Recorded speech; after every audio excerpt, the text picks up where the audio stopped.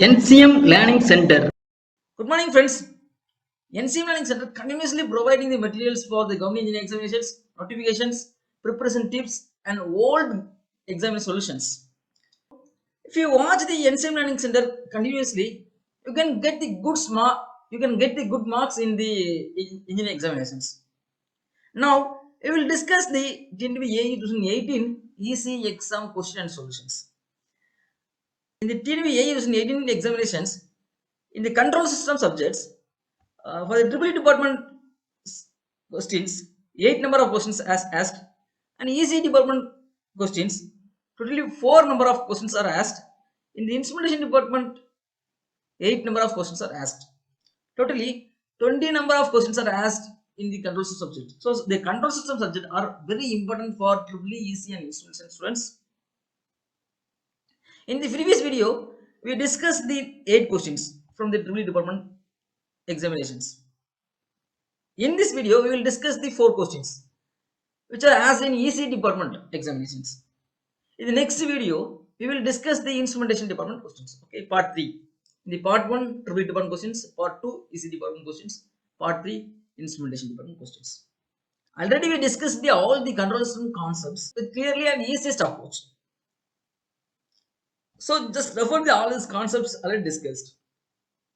It will help to solve this exam questions in easiest manner. Okay, now we will discuss the questions. In the first question, if the trans function is lag compensator, what will be the value of t and beta? We go to identify the parameter t and beta if this trans function of the trans function is lag compensator.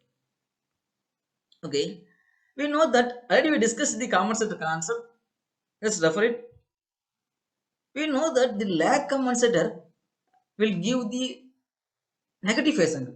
If the compensator gives negative phase angle, the compensator will be lag compensator. Okay.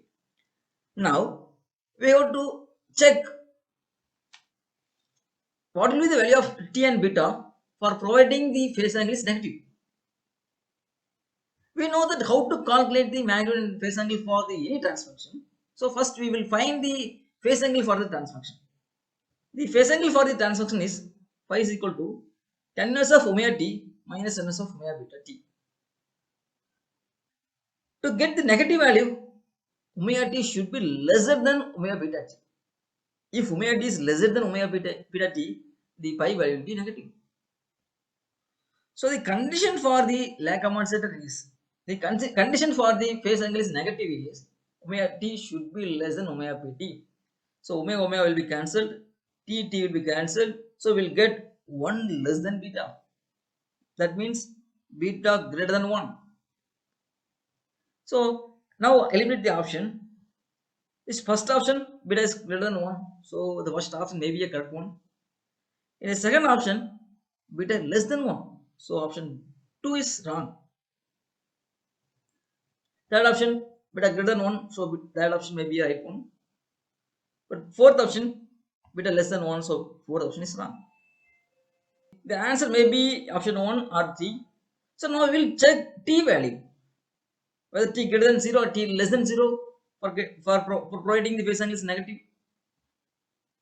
So first we will check option 1. So let us take any one value t greater than 0. Maybe we may take t is equal to 2. So beta value is greater than 1, so we may take beta value is equal to also 2. Omega value, we may take omega value is equal to 1 radian per second. Okay. Substitute these values in this phase angle equation, we will get pi is equal to tan inverse of 2 minus tan inverse of 4. Whether the phase angle is providing negative phase angle or positive phase angle. Here 2 is less than 4. So the equation should provide a negative value. So it's a lag compensator. So t should be greater than 0.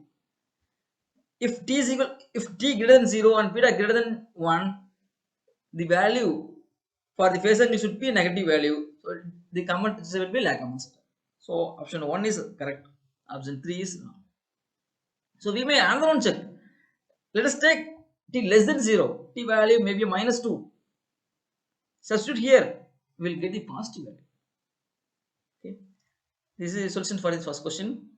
Now we will discuss the second questions from root locus concepts.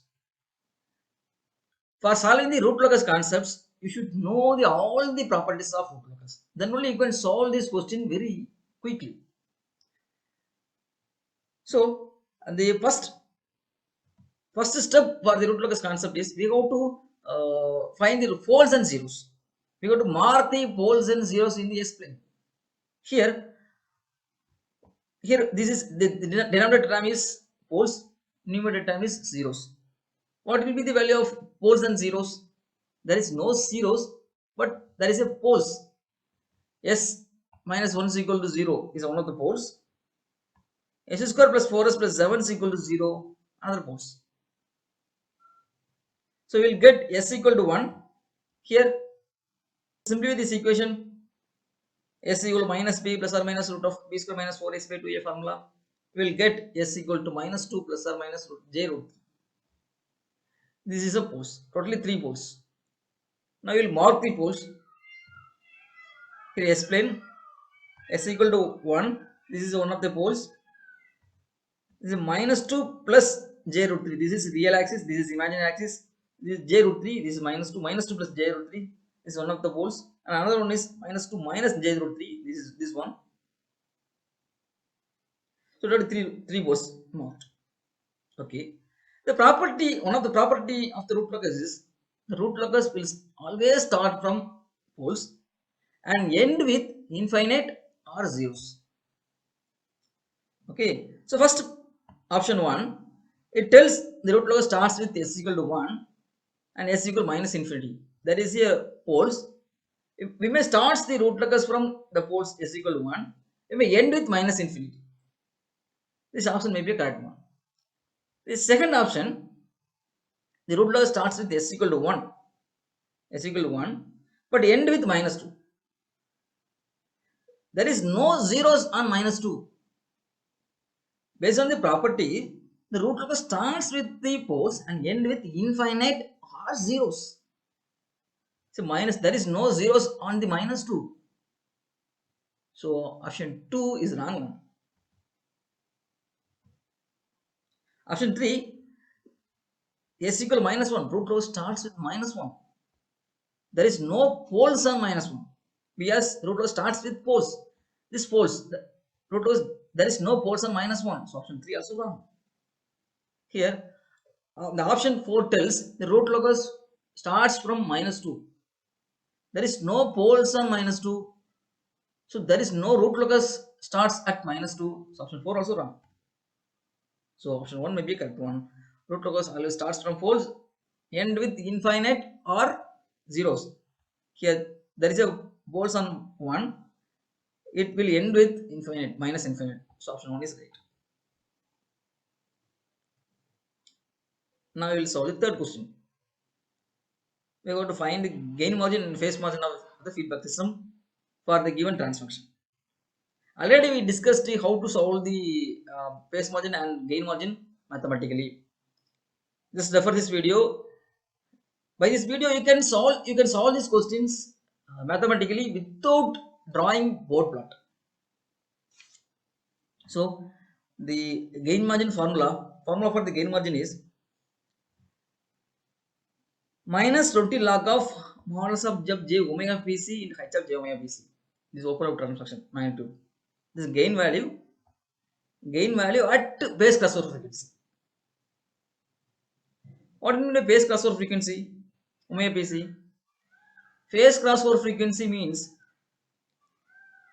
frequency at which the phase angle crosses the minus 180 degree. So to find the omega pc, first we got to find the phase angle.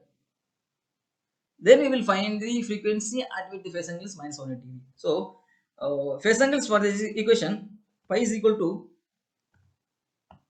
minus ns of omega by 10 minus ns of omega by 10 minus ns of omega by 10. So we will get minus 3 into ns of omega by 10. Where's the whole cube term? So to get phase crossover frequency at which the phase angle is minus 180. So substitute the phase angle is minus 180 degree, then the omega will be omega BC. Simplify this equation, we will get omega BC value.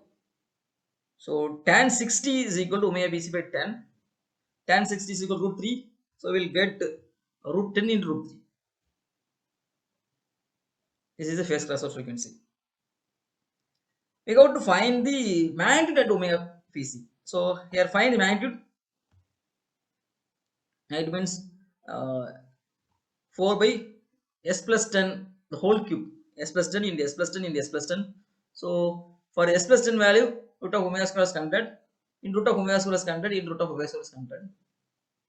Simplify this equation, we will get 4 by omega square plus 100. In root of omega square is 100.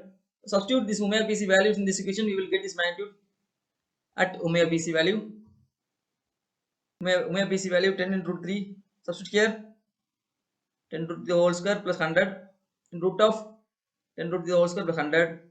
So we will get 4 by 400 into 20, 0.0005. This is a magnitude at phase crossover frequency. We have to find, now we will easily find gain margin value. Gain margin is equal to minus 20 log of this value 0.00005. So this value, definitely this value will not be infinite or 0. So this, all the options are wrong. When you refer this answers key, full mark awarded to these questions. But these concepts are this. Next, we will solve the fourth question. We go to find the response of the system at t is equal to infinite. X of t at t is equal to infinite. The differential equation is given. To find the x of t at t is equal to infinite is very difficult. But in Laplace transform, if we convert into Laplace transform, it will be easiest now. So final value theorem. Based on the final value theorem, x of t at t is equal to infinite is equal to s into x of s is equal to 0. The direct calculation of x of t at t is equal to infinite is difficult. Instead of that, if you use this final value theorem, it will be easiest one. So first converts this differential equation into Laplace equation. So apply Laplace for this equation.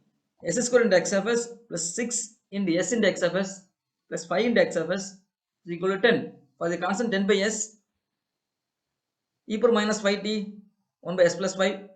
Here that is 10. So 10 by s plus 5. Simplify this equation, you will get x of s. So x of s is equal to 10 into s plus 5 minus 10s divided by s into s plus 5 into s square plus 6s plus 5. Now we will easily find the x of t is equal to infinite from this equation. So x of t is equal to infinite is equal to s into x of s value limits of s tends to 0. So here substitute s equal to 0, s will be cancelled. So you will get 10 into 0 plus 5 minus 0 divided by, here already s is cancelled. So 0 plus 5, 0 plus 0 plus 5. So we will get 50 divided by 25 is equal to, so option 1 is correct. Good, thank you.